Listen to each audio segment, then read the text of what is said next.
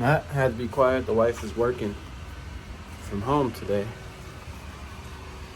But we got us another load, baby. Stay tuned, and I'll let you know where we're going.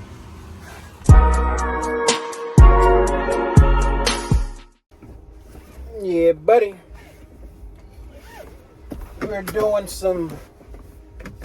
around some errands before we pick up tonight. We're picking up tonight at 5 o'clock. And the bad thing is that I pick up at 5. I probably won't get loaded until like 6, latest 7. And then I'll probably come home and take like a little 4-hour nap and head out. I'm not going to tell you guys where I'm heading out to. I'm going to let you see it here in the video so it can build up. But the load, I had another load in San Diego. Broker that I'm working with, he calls me. He handles like convention loads and all that stuff. Then he had a load going from San Diego back to Vegas, $4 a mile. But I will have to get up there. He did offer at the last minute, because I told him if I find a load going, if I can get 100 miles, 150 miles away from there, I'll just deadhead up. If he would have offered the $350 in fuel, I would have done it. But I notified him and told him, hey, I got a load to try to get fuel. I can make some money and pay for fuel to head up that way. It's local. But unfortunately, I'm not going to be empty in time, because I was hoping I'd pick up at 5 p.m. and drop off around,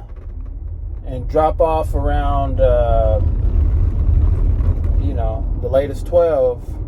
And then from 12, I can just get close to San Diego as possible. But I let him know, I found a load. What's the latest I can pick up? He told me the time. I told him, I'm not going to be empty in time. And he's like, did you find a load already? I was like, yeah, I found a load, but it's, it's just a local load to pay for fuel to get up there. And he was like, dang it.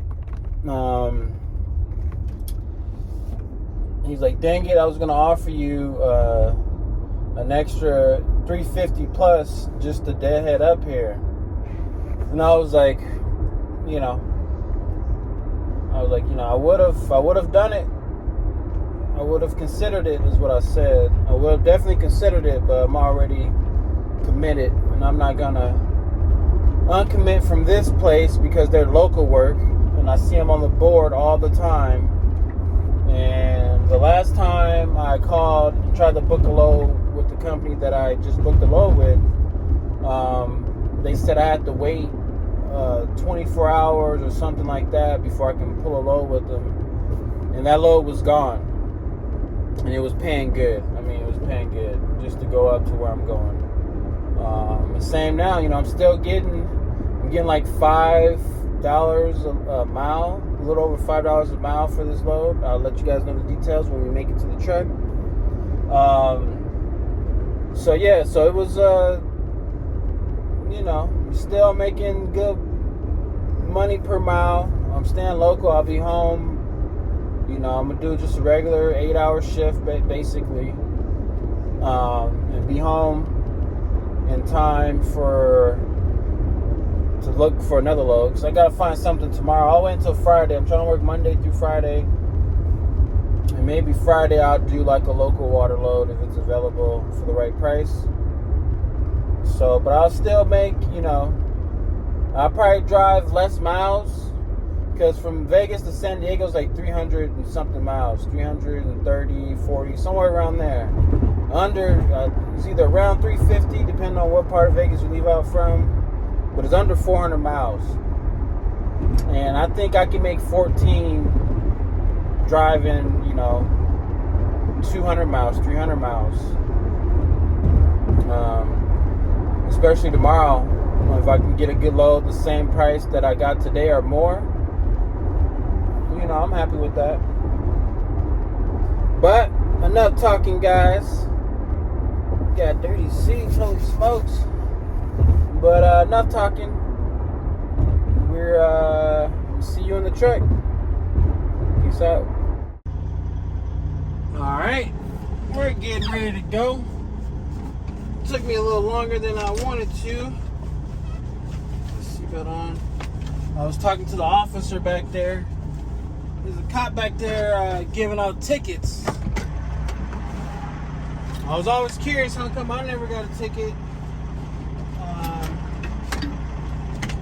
And he explained to me, at first he was being nonchalant, like, yeah, everybody on this street is getting a ticket. And I'm like, holy smokes, okay, it's actually about to happen.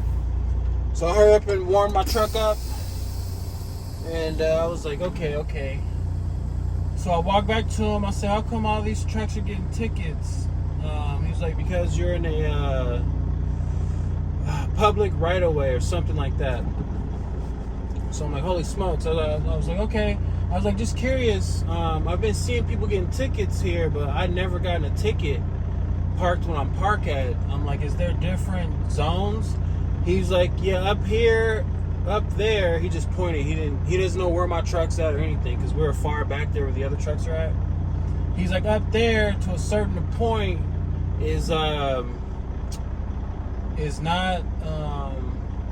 residential, or it's not a public something, he said. It cuts off. And he was like, up there, this is Las Vegas County, and up there is Clark County. I'm like, okay.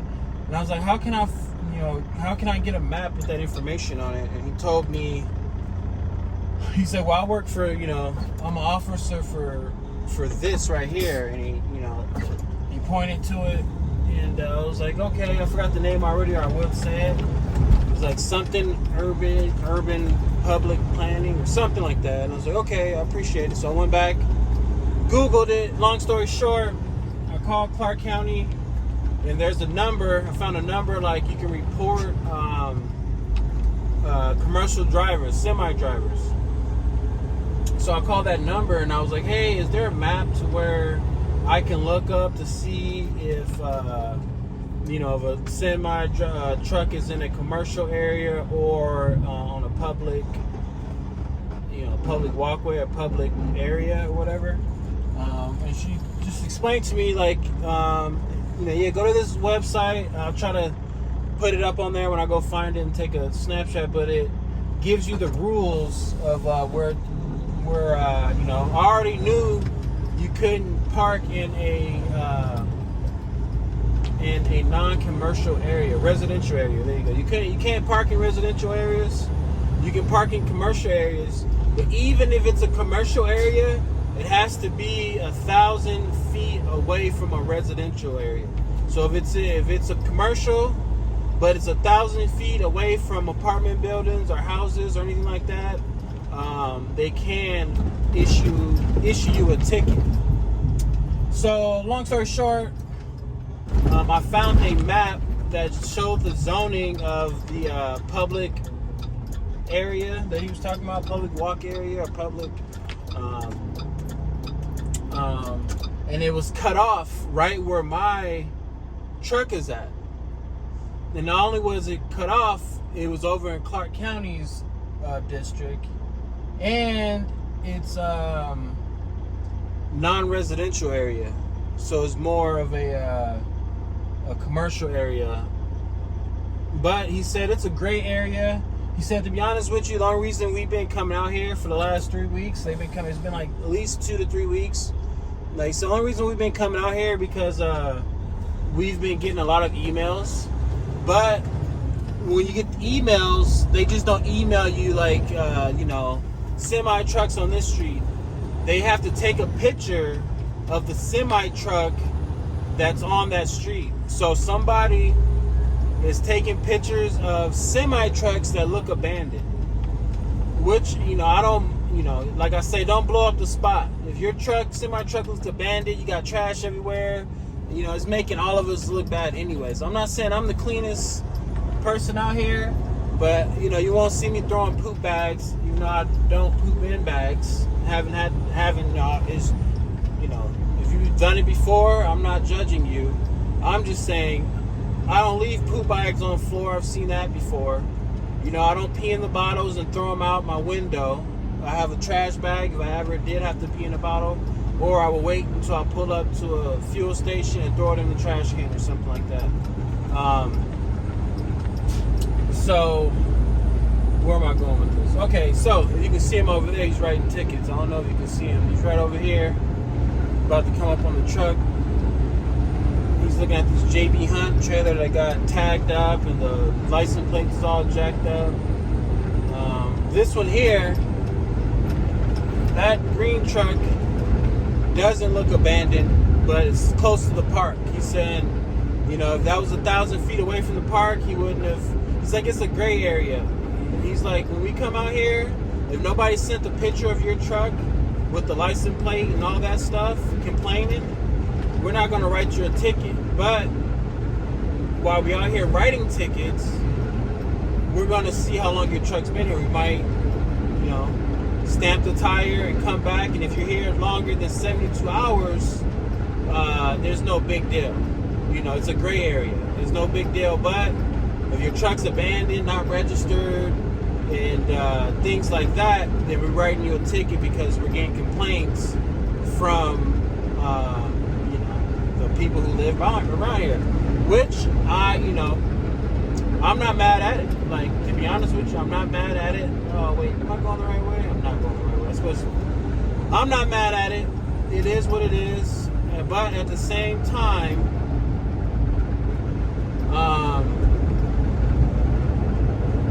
like I said, we can't blow up the spot. We find it gets, especially out here in Las Vegas, it's hard to find spots that's close to your home, unless you live close by a residential or commercial area. It is hard, and when you're trying to rent, just for my tractor without the trailer, I was paying like $300 a month to store my trailer. Then once I got my tractor, or once I got, not to store my trailer, to store my tractor, and once I bought this trailer, I had to discontinue that, and I was looking for spots to park this thing, but they were like $800. And most of the places, the gate's not secured. The ones that the gates are secured is just a dirt lot. Some of them say they offer security, but it is what it is. So I thought that was something to talk about. So you can, I don't know what state you live in. If you're in the state of Las Vegas, Nevada, if you're in Northtown, I think North Las Vegas County, I think that's Metro. If you're over in Las Vegas County, if you're in Clark County, I think I'm missing one, but I think it's like 3 or 4 counties out here. I'm not too sure. Anyways, all of those regulations when it comes to semi-truck parking are the same. So just make sure if you are parking your truck in a commercial area, to make sure that you are 1,000 feet away from a residential area or any public walkway, I guess. I don't know. So, yeah, let's go get this load. Let's keep going. All right, we're almost to our destination. I've been here once before. I've taken a heavy load with the loadout trailer up to California from here before. Let's see, receiving. Dang, True Line got it packed. It's the entrance.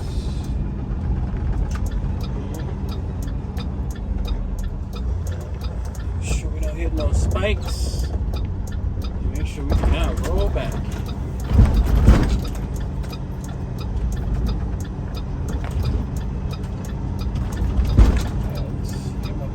Somewhere over here if I can.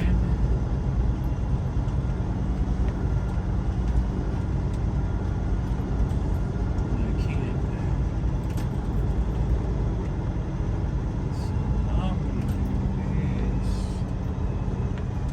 Let's see if I can get in where I fit in.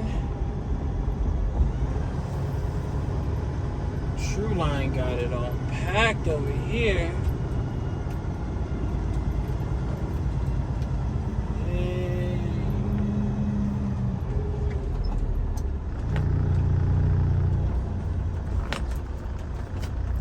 I'm only noticing a lot of True Line because when I was complaining about how hard it is out here,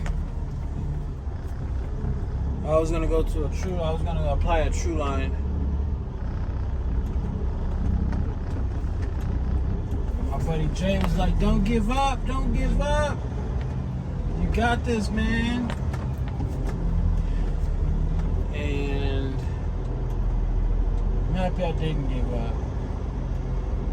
So far, I'm happy. Like I said, I don't know everything out here, guys. I'm learning as I go. And I'm pressing record and showing you guys what's going down. That's all.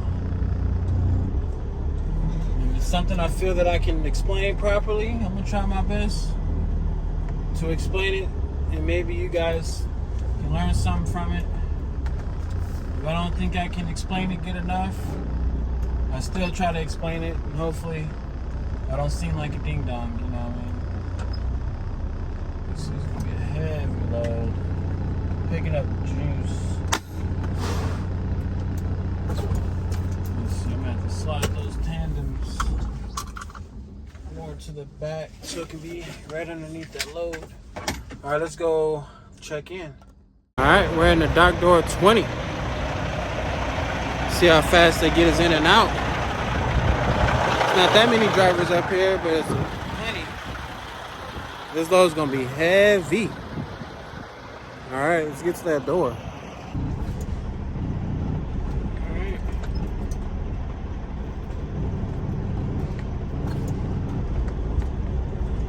Hopefully he doesn't start going. He stopped right in front of us, which is cool with me. We want a dock door 20. 20.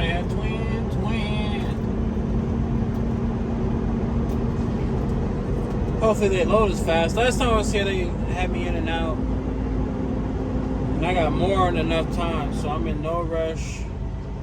I just gotta figure out a tracking thing. The guy did not give me the tracking information. Let's see, 24. He didn't give me the tracking information, but on the rate confirmation it says something about tracking, so I'm gonna look into that.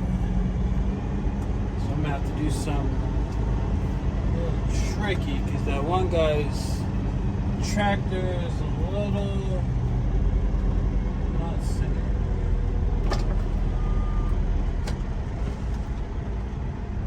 So I'm gonna go to door 19.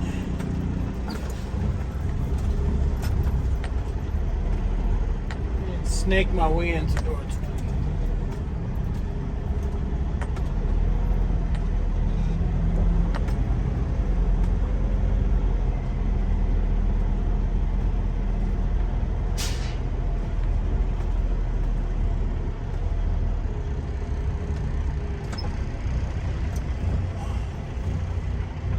See how that'll work.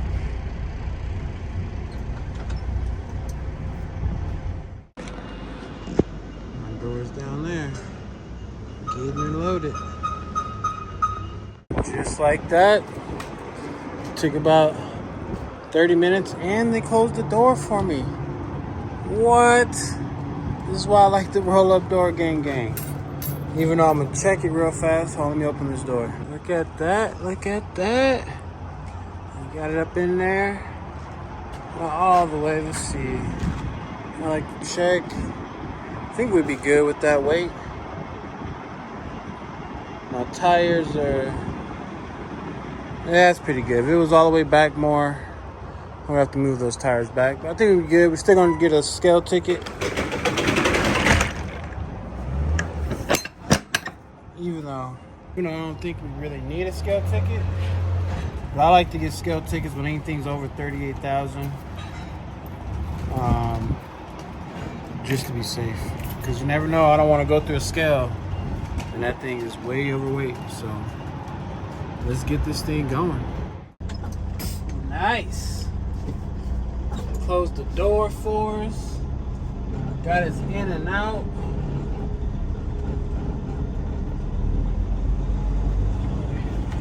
We're gonna see how she handles with the 44,000 pound load. I've been heavy before pulling freight with her. I've been up to 45,000 before.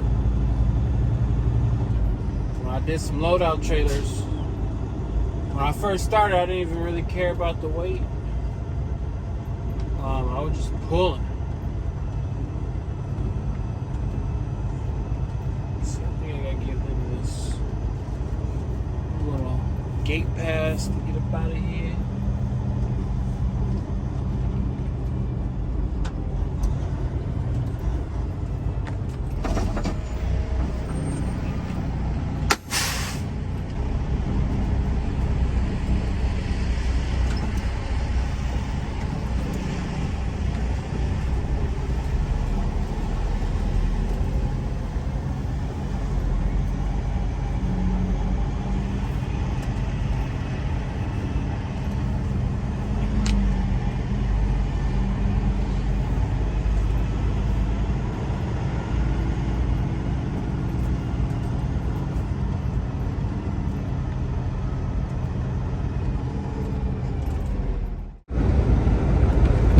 Alright guys, we're up out of there.